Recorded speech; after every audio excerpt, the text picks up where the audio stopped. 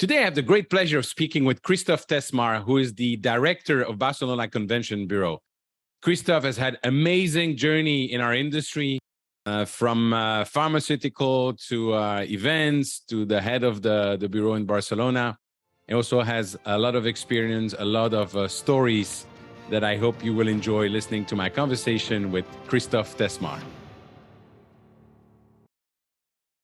Hello and welcome to a new episode of the Business of Meeting podcast. Today, I have the great pleasure to speak with an old friend, an amazing person that is very well known all over the world in the meetings and event industry, because it's none other than Christoph Tessmar, the director of the Barcelona Convention Bureau.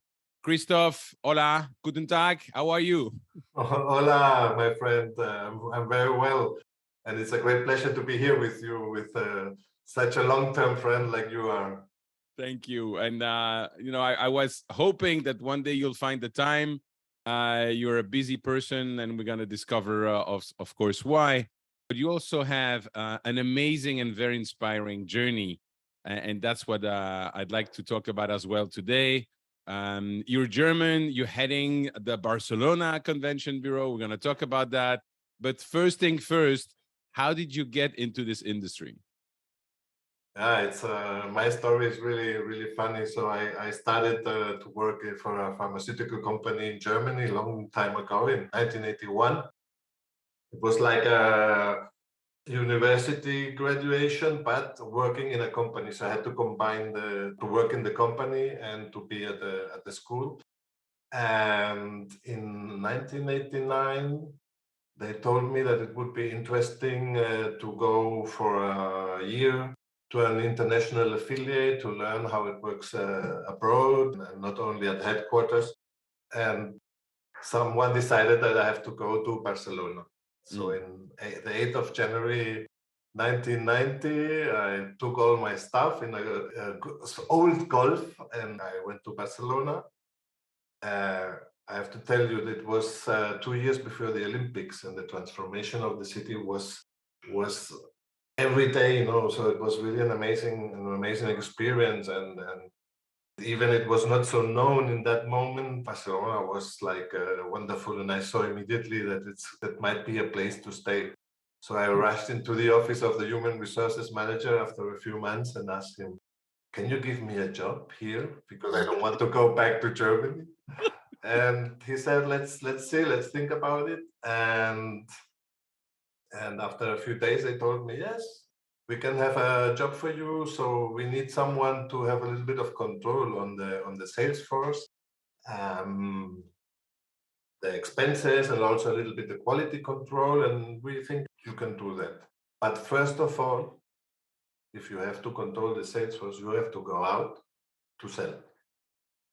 So no experience about drugs, etc. So they gave me two easy things, one for reducing cholesterol and the other for the stomach. So not easy, but and they sent me to Andalusia, to Sevilla, and I had never to tell anyone about the products we were selling, because everyone wanted to know my story, how a German guy arrives here to Sevilla and around surroundings. So.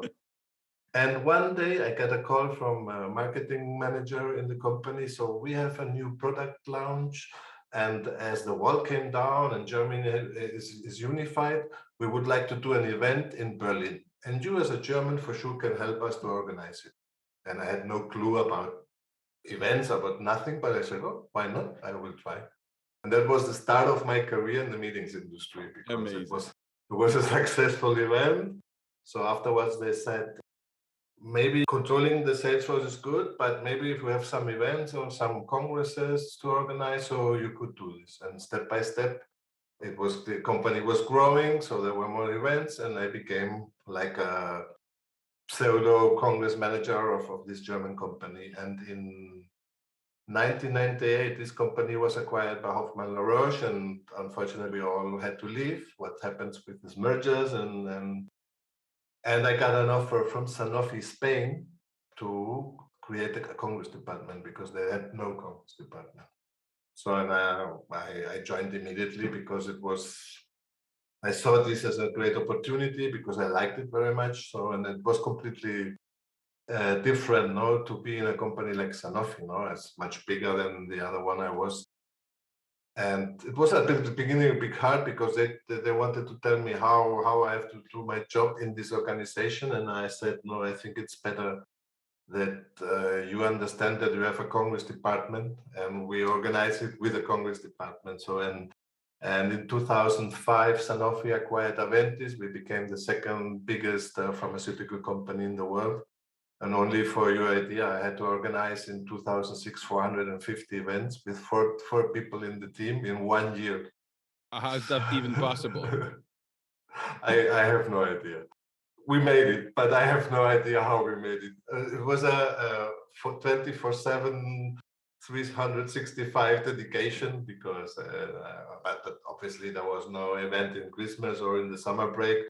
But we had some weeks with over 20 events going on. So it was not necessary to be present everywhere, but At that time, and first of all, I think it's insane for over 400 yeah. with a team of four in a year. But what type of event were there? Was like customer event, key opinion leaders, or sales meeting, or incentive trip? What was that exactly?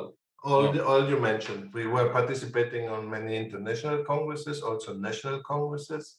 International congresses, I had to work together with headquarters in Paris. The congresses in Spain we were attending, they were organized, the stand and everything was organized by us, but a lot of sales meetings, you can imagine when such two big companies like these ones comes together, there were a lot of internal meetings, a lot of sales meetings and kickoff meetings. Of course, there were incentive trips especially for the sales force, and many internal events for departments, many key opinion leader events, symposia. So I met almost everything, really. But it was an amazing experience, and I acquired a lot of experience because I created a wonderful network. That's also part of my success story. You know, the good network I've created. I was always open to also receive suppliers and be present in and also local events in Barcelona because at the end you cannot manage this on your own. Also with 4 people in the team, so you need agencies, you need audio visuals, you need to have good relationship with hotel chains, etc. So, and that was a benefit further step with the convention bureau. So, and in 2011. I remember this very well. I was in my office and I got a call. So, hello, here is Tourism Barcelona. And we wanted to ask you if you would be willing to have an interview about the position as director of the Barcelona Convention Bureau. And my first question was, are you sure that you're calling me? Because, you know, because that must be a mistake because I'm German. I'm not politically related and I have I'm a citizen of Barcelona. I have no political contact, etc. So no idea. No, but we want to have an interview. Okay, why not? So I had this first interview. So they explained me a little bit what was going on because I also didn't even exactly know what a convention bureau is and what they do because in my job as Congress manager, I didn't use never the services. And they explained me also that the person leaving, she was there for more than 30 years. She was the one who created the convention bureau, who put Barcelona on the map as a meeting industry, obviously using benefit of the Olympics in 1992. And that is going to be a huge challenge. And I made the question, but you know my profile, I'm coming from a corporate, all my experience is corporate. This must be completely different as in a tourism board in a DMO. And I have to tell you, so it sounded really interesting. It was like an honor, no?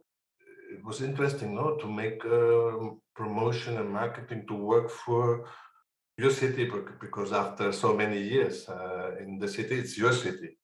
And it was, but I had at the beginning the impression I was one more candidate, so to fill a selection process, no? Right. But I had some more interviews, and one day they said, "No, you are a candidate." So it was like amazing, no, that they thought on someone coming from the corporate side, not because everyone expects if such a position gets open, everyone expects someone.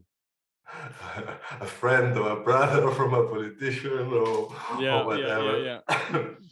And It was like, after 20 years Congress management was really challenging. It was hard and always stressful. And I thought I was 47 in that moment. I thought it's a good opportunity to do something completely different and to do something new. Excuse me.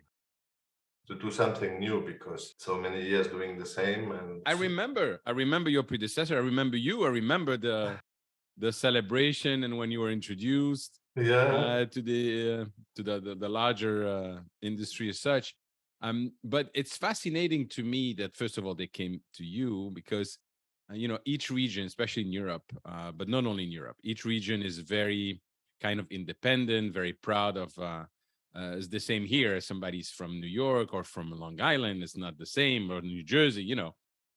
So knowing about Barcelona, knowing about the fact that they are Catalan before being Spanish, how was the approach for you with all the people you have to work with in Barcelona? Obviously, as you say, being German, coming from the corporate world, but also, and from the work I've done with Convention Bureau in the past, it's a very demanding job because you're between your customer, the people you're supposed to be representing, you're between the head of the organization, and you're between the mayor and what the mayor, what she or he said becomes like the most important thing as soon as they breathe. How was your approach when you were officially announced in terms of getting the trust of the people you have to represent? super question, Eric. First of all, as I said before, as I was always open to and present in the meetings industry as Congress manager, not only sitting in my office and like someone very important. No, I was quite known because I have to tell you that the Convention Bureau is inside the DMO of Barcelona, the Barcelona Tourism Board, and it's a public-private company. Partnership. So it was created from one side the Chamber of Commerce and the other side, of course, the city government.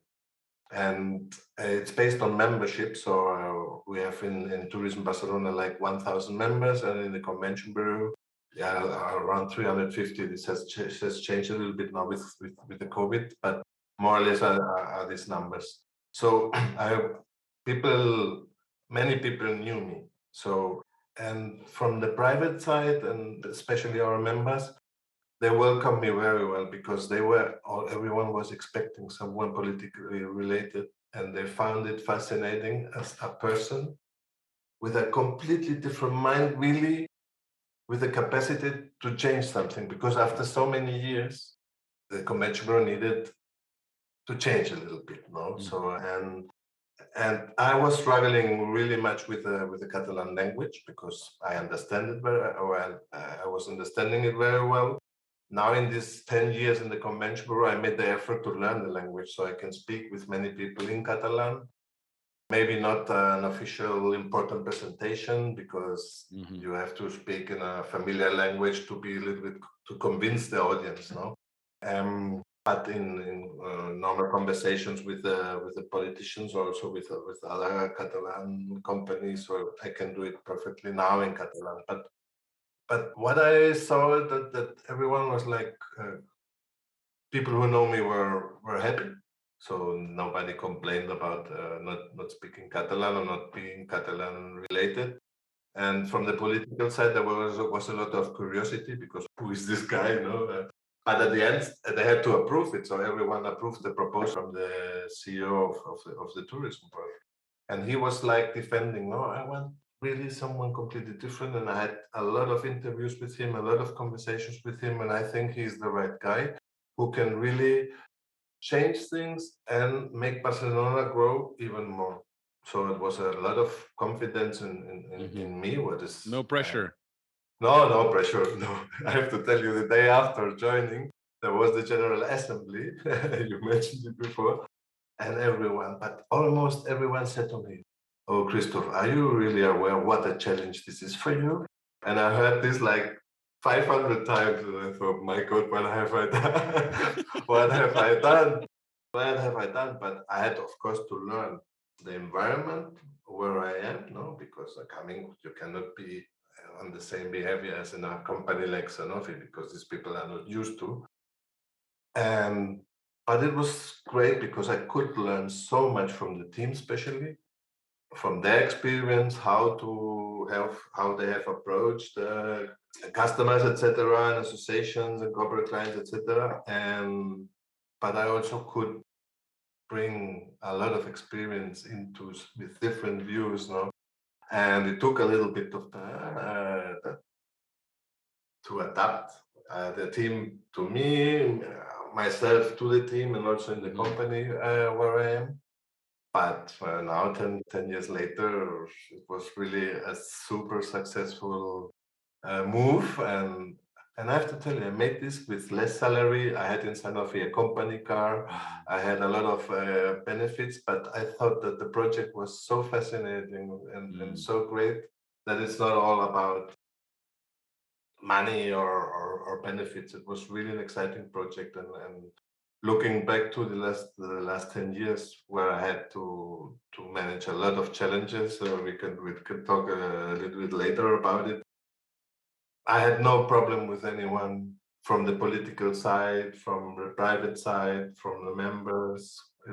And also what was interesting to see, I had to meet all these association leaders. I had to meet the CEOs from European Society of Cardiology or European Society of Respiratory, and many others. Congresses where I was present in the past with Sanofi, but now I had to deal really with these people, and bidding is not easy. It's not easy because there's a lot of competition, but amazing about where we are, Barcelona, and how we went through all these different crises we had in the past years, but we're still there. So really proud of it.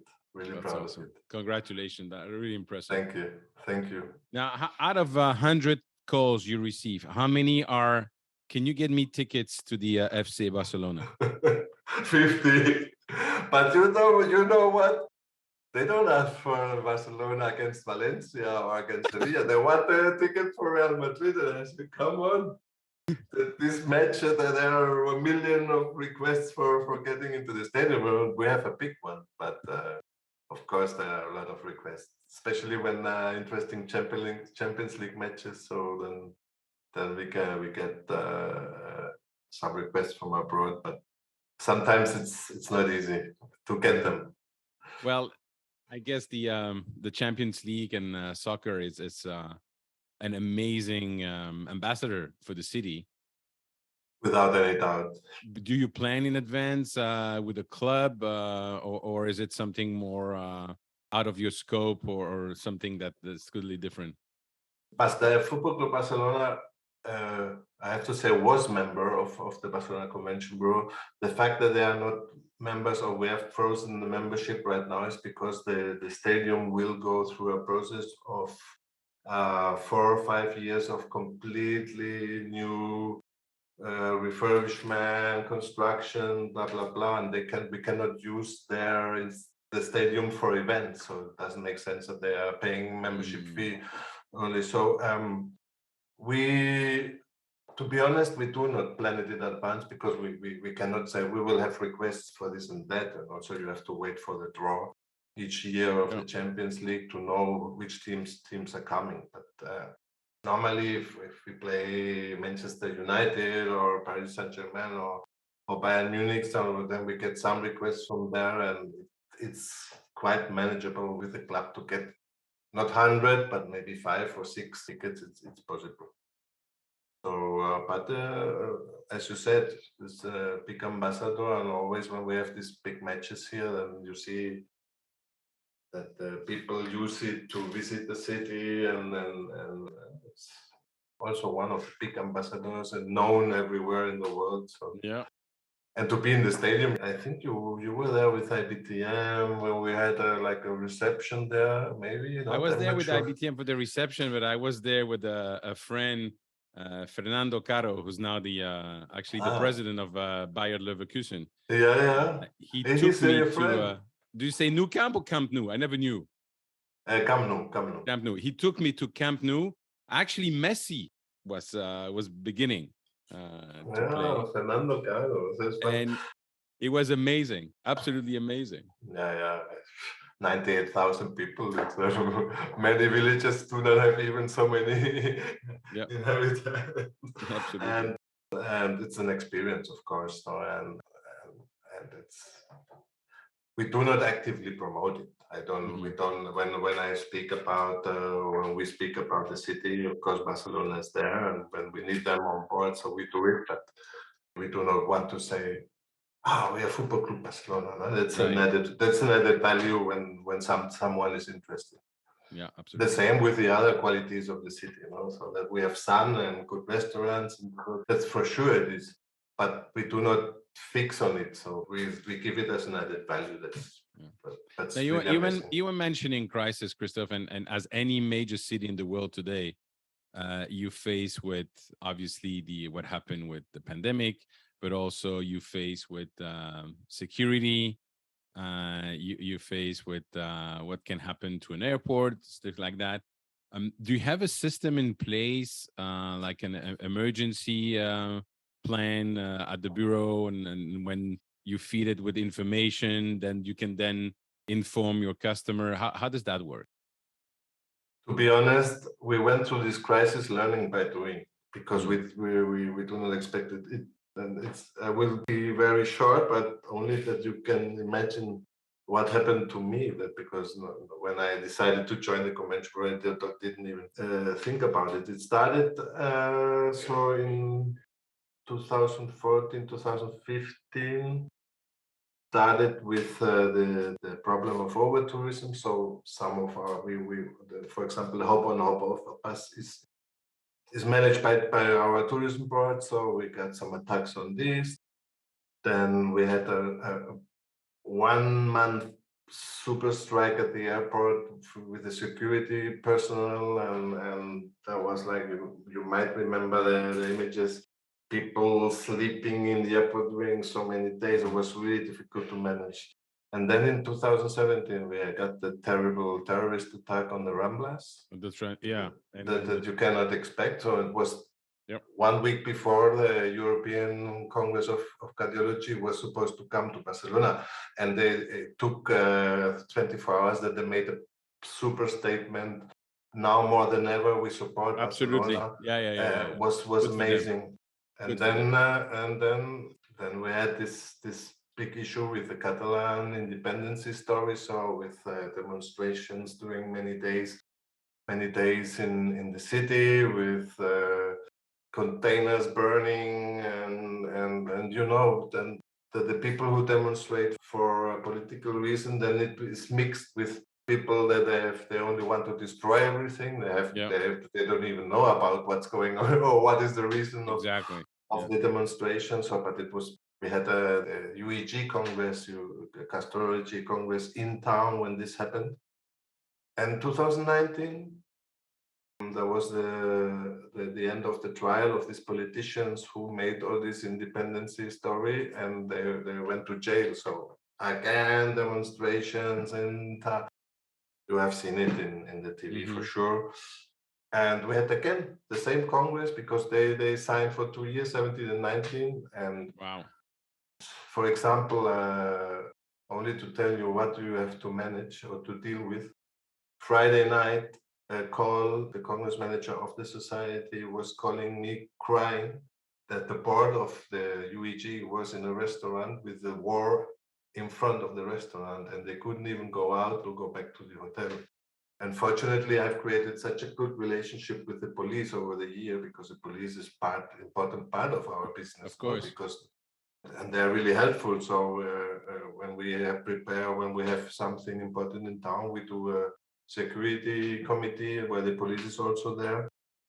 And I could call someone, and they even having this trouble in the city, they went there to pick them up and to bring them to the hotel. So this cannot be planned in advance. This you have to react when this happens because I'm not prepared and I'm not an expert on security. So Mm. of course, with all these experiences, we are sitting down a lot with city government, with the police, simply to coordinate us and to have a plan in mind. So after so many experiences, you get the experience and you are much more prepared. And honestly, because after when the Congress was over in 19, they called me and they said, Christoph, unbelievable how you have supported us, how you helped us. The Congress was a success, also thanks to the Convention Bureau. But unfortunately, we never come back because 2 years in your city with this experience, it's too hard. Yeah. And I had a conversations a few weeks ago with them only to be in touch, and they have almost forgotten the negative part. Of And course. I'm thinking, oh, maybe we will come back. So Yeah. let's see. So I think That's the good thing of the human brain, that it's usually not remembering, at least the bad experiences are kind of fading, even if you never forget about them. But in this case, it's totally different yeah. because of, it's not linked to what they do, what you do. But when you have such a situation, and then we get into the pandemic, and if I'm not mistaken, was it 3G that was the first major conference that was canceled because of COVID? 3G is the name has changed a long time ago. It was Mobile World Congress, and now it's MWC. 3G is we are in 5G, Eric. You are going very far I just away. date myself. I just date myself. Well, different name, same product, but same product. No, but also the product is changing. So yes, of course, they cancelled 1 month before the Congress. Everyone was saying these people are crazy. What have you done? What have you done? And a lot of critics in the press from local stakeholders. And they made, of course, the right decision, because during the dates where the Congress was supposed to take place, to happen, there was this big problem growing in Italy with so many deaths, etc., etc. And of course, at the end, everyone knows who is in this industry. From one day to the next, the meetings industry was gone completely. It was stopped from a moment to another. And apart from these terrible consequences of health and what happened, it had a big impact on how now everyone approaches to a city, to the hotels, to contracts, to a convention center, because there were no pandemic rules in the contracts. There was nothing about it, and cancellation policy didn't even nobody was thinking. And then of course we struggled a lot now, because many clients had already paid to the hotels or the PCO. No, paid to the PCO. The PCO paid to the hotels, and imagine, it was a terrible situation. But I think now, what I see contracts, the many contracts are done with a force majeure pandemic arguments there. But cancellation policies are changing, because the client is asking now to have a much less time to cancel now. But well, it's another way of managing crisis. But it was hard. And it's very hard, and you work hard, but it's also hard to understand. And I remember when the Icelandic volcano Eyjafjallajökull erupted. People were like, imagine that you were like 2 years before the volcano erupting in a crisis management workshop, and somebody said, okay, imagine something. And I raised my hand and said, well, imagine if an Icelandic volcano erupted and the cloud of ashes just closed the entire air traffic over Europe. Then people would look at you and say, did you smoke something before coming?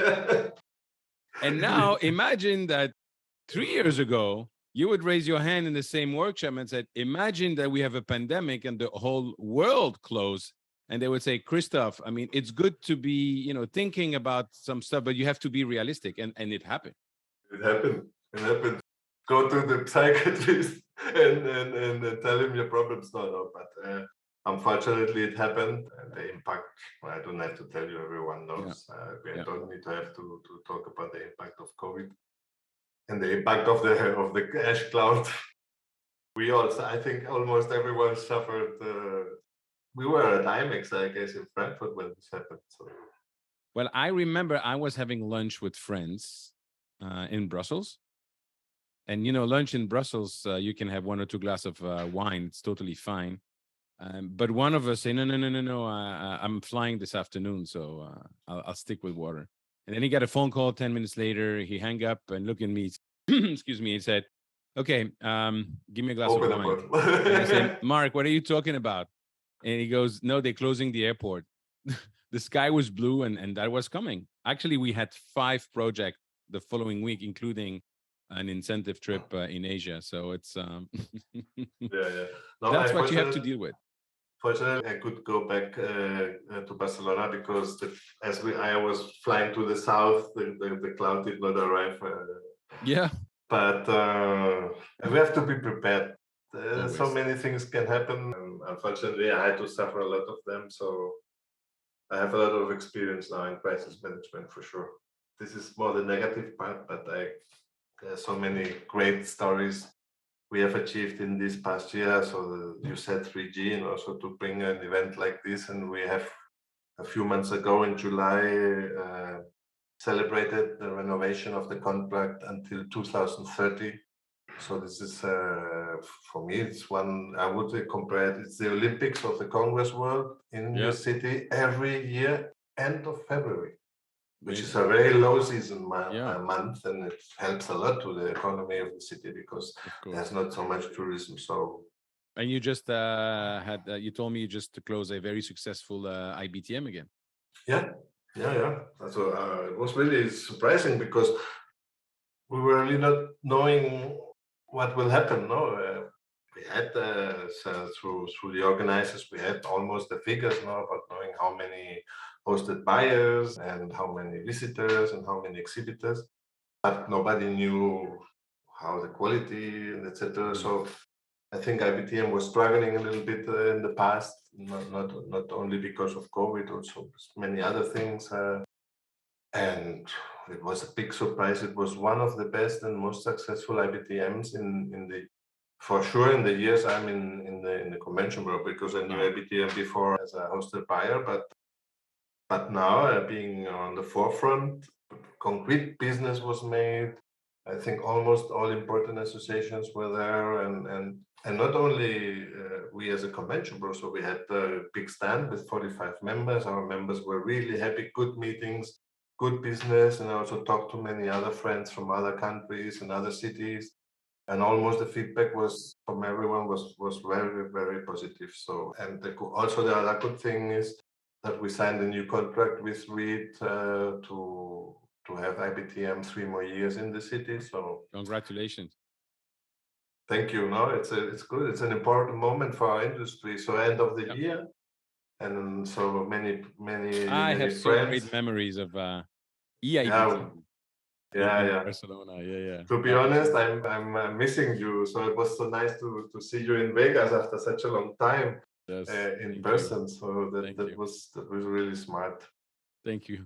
Christoph, do you see when you attended the IBTM trade show, but did you see now more new faces than in the past, or is just a normal normal blend, I would say? And do you see as well more people actually starting their own business? I like this question. I like this question. First of all, one important part of the attendees, of course, is I'm always saying this Jurassic Park we have in our industry, that we always meet the same people for so many years. But it's also nice to see us again.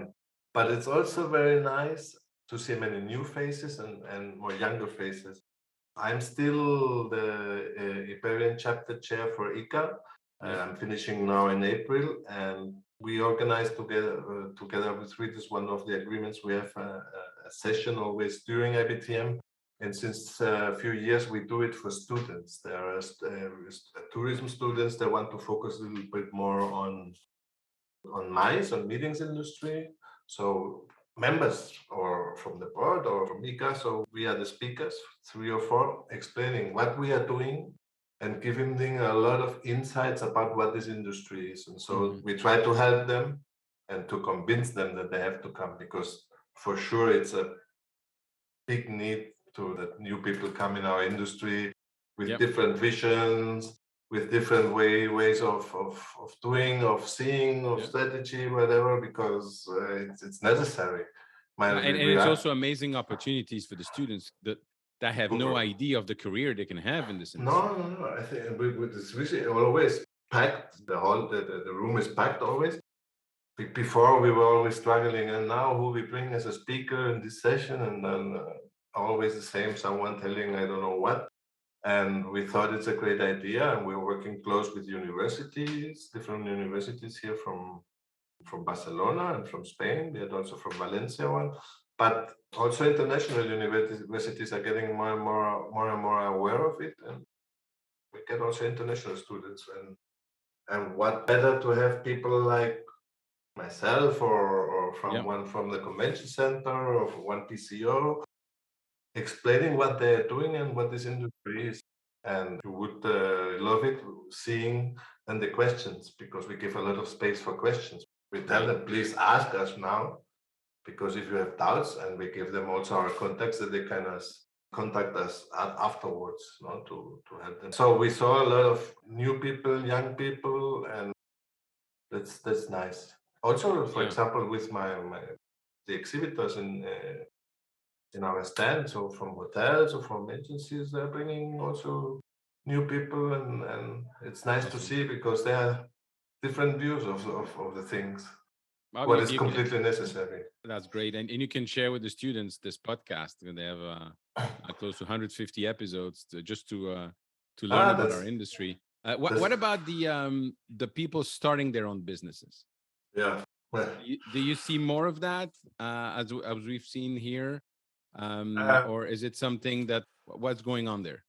the thing is, this question would have been great before COVID, because after COVID, this is not happening so much, because the impact was, of course, many members or had to close or to try to survive. How because it's clear there was none of business during a long period of time. Um, we see that some of them have a little bit rethought everything and come with new concepts, etc. But really, many new businesses, I'm not so much aware of it related to our industry. Right. Of course, we are having a lot of openings of new restaurants, because many closed also during the pandemic. So a lot of the offer in the city is changing a little bit with new openings, but really related to our industry directly. So there are some, but Hmm. I cannot say there's a lot of going on. And the other thing also that governmental support is not. But we have seen, unfortunately, during this experience with COVID, is that still many governments are even not aware about mice industry, of the No, meetings absolutely. industry, and they always talk about tourism, and they put us Yep. in the same boat. And I think we both agree that I don't even want to listen about meetings tourism or business tourism. I don't like the word tourism in our industry. Of course, there is an extension to tourism due to, but I want really to focus on business events, on creating Meetings, conventions. economy, creating education, creating legacy, creating blah blah blah. So that's much more interesting. And if that, as there is not so much support, it's also not so easy to open a new company or whatever, Yeah. because you need to pay a That's lot. No? interesting. So it's really totally different here in terms of approaching the market and approaching the business. I believe it's in 2027 that they're projecting the majority of the workforce in the US will be freelance.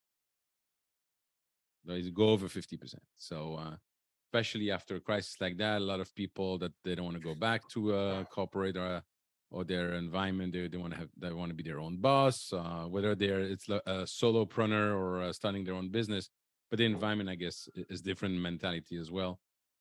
Christoph, one last thing that I'd like to cover with you today, because obviously we can speak for hours. Yeah, time flies. Yeah. You just been appointed in the board of ICA as the head of Europe. Congratulations. Thank you. For those listening and wondering why people are volunteering, and I know you and I on that front are totally aligned as well, but can you explain why you are volunteering and what volunteering did bring to you, your career and your personal life? Let me see how I do answer this. Now, first of all, you know me very well. I always believe that I can do something to change something, to bring my experience into it. I think also the associations, ICA is one example, but I have volunteered for MPI in the past when I was in the Congress Management, and I also have been volunteering for a few years with PCMA and the European Advisory Board. I think we need to bring our experience into this association to open more the minds and to be willing to change and to adapt. And I always have this point of, oh, Christoph, you're still able to do, because you, of course, it's volunteers and you need to put a lot of time in it. No? I was now 4 years chapter chair for the Iberian chapter. It's not so much work, but you have to dedicate, especially when it comes to the annual event, and you have to dedicate more time. And I was thinking, now it would be a good moment to go into the ICA board, because, as I said, I think I can put a little bit my piece of paper into it and try to help. And what has this done for the career? I'm a person with feet on the floor, and I'm not really going through the world, so I don't need titles or whatever. I want to help, to work and to network. And of course, it's another thing you can put into your CV, but it's the most important thing, the wonderful people this position gave me to meet, to get a brighter network, and especially ICA brought me a much bigger international network. And at the end, they gave me the trust because the ICA members voted. Awesome. So. My friend, thank you so much for taking the time to share your journey with me today. I know it will inspire a lot of people and those listening. This was Christoph Tessmar, the director of Barcelona Convention Bureau. Thank you very much. Have happy holidays, and I hope to see you very soon face to face. Me too, my friend. Thank you for giving me the opportunity to talk to you. Christoph, thank you so much for sharing your journey with me, my friend. It was very, very, very interesting. And I'm sure that whether people listening are seasoned professionals or young professionals in our industry, they will learn a lot from you, and maybe that will change their mind of what they can do next. If you enjoyed this episode, please share it with your network. And if you want to connect with me, go on LinkedIn or join my Facebook group, www.eventbusinessformula.com/group. Thank you.